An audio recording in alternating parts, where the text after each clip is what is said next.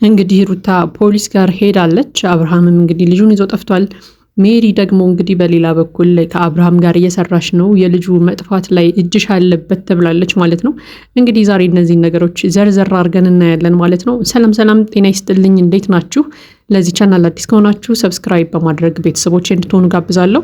ቪዲዮ ላይክ በማድረግ ጀምሩት። እንዲሁም ሀሳብ አስተያየታችሁን ቪዲዮን አይታችሁ ስትጨርሱ ኮመንት ላይ ታስቀምጡልኛላችሁ ማለት ነው። እንግዲህ ዛሬ በእነ ሩታ ቤት ትንሽ መስቅልቅል ያለ ነገር ተፈጥሯል። በተለይ በዳኒና በሜሪ በኩል ጸብ እየተፈጠረ ነው ማለት ነው። እጅግ በጣም ያልተጠበቀ ጸብ።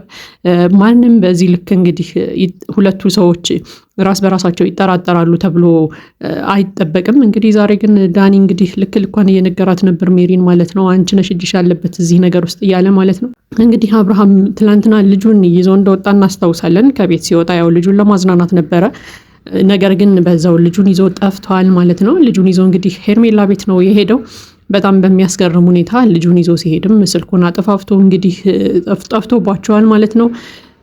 እነሱ ይሄንን ነገር አላሰቡም። እንግዲህ ግን አብርሃም ምንድነው ሲል የነበረው ያሰቡት ሴራ አለ። ልጁን ይዘው ጣም ያሉኝ እንግዲህ የሆነ ሴራ አስበው ነበረ። ያንን ነገር እንግዲህ ሴራ እንዳሰቡብኝ ቀድሜ አውቄ ስለነበረ ልቅደማቸው ብዬ ነው ልጄን ይዤ የጠፋሁት እያለን ነበር ማለት ነው። እንግዲህ ሴራ እያሴሩበት እንደሆነ መጥፎ ነገር ሊያደርጉትም እንዳሰቡ ከማን ነው የሰማው ማለት ነው። እንግዲህ ባሴ የሚባል ልጅ አለ፣ ታውቁት ከሆነ እነ ጽጌ ሮያል ጋር የሚሰራ ልጅ። እሱ ልጅ እንግዲህ ዳኒ ሮያል ጋር ቅርብ ናቸውና ዳኒ ሮያል ለዛ ልጅ ነግሮታል ማለት ነው ሴራ እያሴሩ እንደሆነ። በሚያስገርም ሁኔታ ያ ልጅ ደግሞ አብርሃም ጋር ይገናኝና ድንገት ለአብርሃም ተጠንቀቅ ብሎ ነግሮታል ማለት ነው። አብርሃምም እንግዲህ ይሄንን በማሰብ ልጁን ይዞ በወጣበት እንግዲህ በዛው ጠፍቶ ሄርሜላ ቤት ሄዷል ማለት ነው። እንግዲህ ሄርሜላም ተቀብለዋለች። በጣም ደንግጣ ነበር መጀመሪያ ስታይ፣ ምክንያቱም የሩታ ልጅ ቤቴ ይመጣል ብላ አስባ ስለማታውቅ ማለት ነው። ለማንኛውም ግን አብርሃም እንግዲህ ልጁን ይዞ ሄርሜላ ጋር ገብቷል። ሄርሜላም እንግዲህ ተቀብለዋለች ማለት ነው።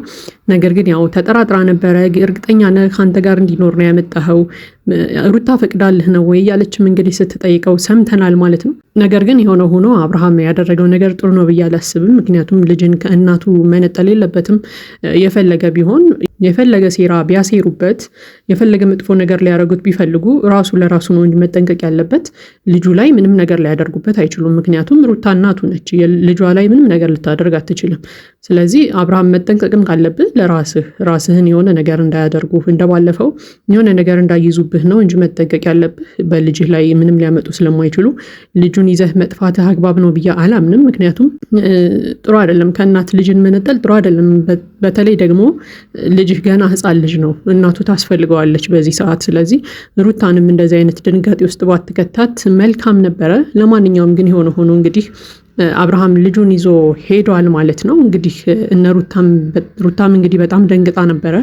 ስልኩን ስሞክር አይሰራም። የሱ ብቻ አይደለም የነ ቡዜም የወንድሙም ስልክ አይሰራም። የሁሉም ስልክ ዝግ ነበረ። ስለዚህ ተመሳጥረው ነው ማለት ነው ይህንን ወንጀል የፈጸሙት። ይቅርታ አድርጊለት ሲሉኝ የነበረው ከልባቸው አልነበረም ማለት ነው። ከዛም አልፎ እንግዲህ ባለፈው ታስታውሱ ከሆነ ደስታና ፈረንጁ እንግዲህ ልጅሽን ሊሰርቁብሽ ነው እያሉ ነግረዋት ነበረ። ያንን ጊዜ እንግዲህ አስታውሳ ፈረንጁና ደስታ ራሱ እውነታቸውን ነበር ማለት ነው እያለች ስታወራ ሰምተናል ማለት ነው። እንግዲህ እውነት ለመናገር ቡዜና ዴቭ ያው የሉበትም በዚህ ጉዳይ ላይ። ስልካቸው እንግዲህ ድንገት ይሆናል የጠፋው ብዬ ነው ማምነው እኔ። ነገር ግን ሩታ እንግዲህ ከነሱ ጋር ማያይዘዋለች ማለት ነው። ተመሳጥረው ተነጋግረው ነው ይሄንን ነገር ያደረጉት። ልጄን የወሰዱብኝ ያለች ተሰምታለች ማለት ነው።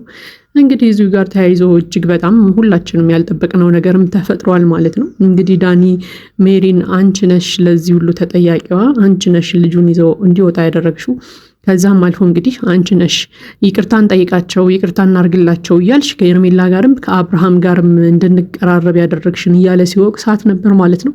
በዚህ ንግግሩ ደግሞ እንግዲህ ሜሪ በጣም ተናዳ ነበር፣ እጅግ በጣም ከሚጠበቀው በላይ ማለት ነው። ለማንኛውም ግን ዳኒ እንግዲህ ሲናገር ያው ሁሌ እንደምናውቀው ነው፣ ቃላቶችንም አይመርጥም። ሰው ይቀየመኛል አይቀየመኝም አይልም። እንግዲህ ያንን ነገር ሜሪም ላይ ደግሞታል። ያንቺን ሴራ እናውቀዋለን፣ ደግሞ ቀስ በቀስ ይገለጣል፣ ሴራሽ ማንነትሽ ቀስ በቀስ ይገለጣል።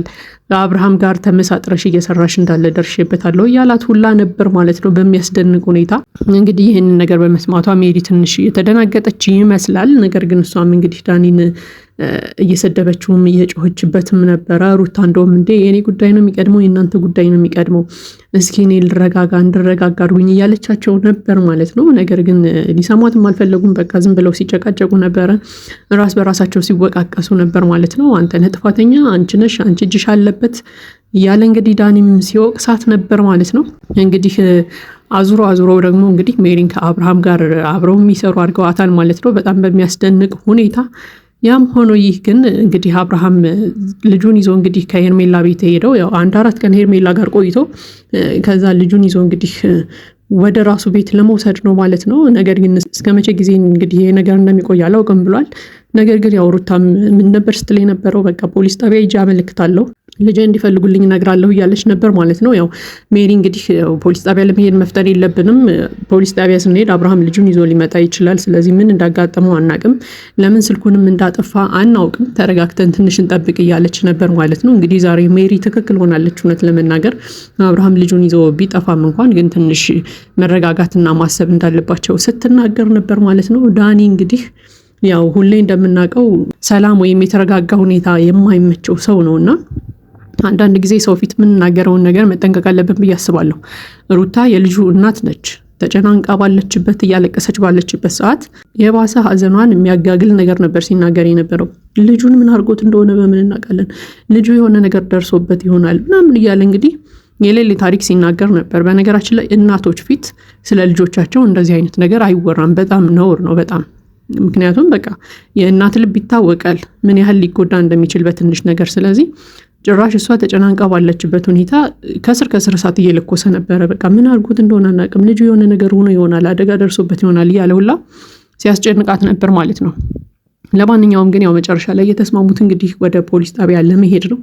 ያው እንግዲህ ብዙ ቦታ ፈልግ ያለው የሉም ሲል ነበረ ዳኒ። ነገር ግን ሩታ አብርሃም ሄርሜላ ቤት እንደሆነ ካወቀች ቀጥታ ፖሊስ ይዛ እንደምትሄድ ምንም ጥርጥር የለውም። በቃ ፖሊስ ይዛ ቀጥታ ሄዳ አብርሃምን እንደምታሳስረው እርግጠኛ ነኝ። ምክንያቱም ሩታ ከዚህ በኋላ አብርሃምን ጭራሽ ይቅር የምትልበት ልቦና አላት እያላምን። ምክንያቱም እጅግ በጣም ደንግጣለች በተፈጠረው ነገርና ልጄን አንድ ጊዜ እጄ ላስገባ እንጂ የማደርገውን እኔ ነኝ የማውቀው ላይ ያለች እንግዲህ ሰምተናት ነበረ።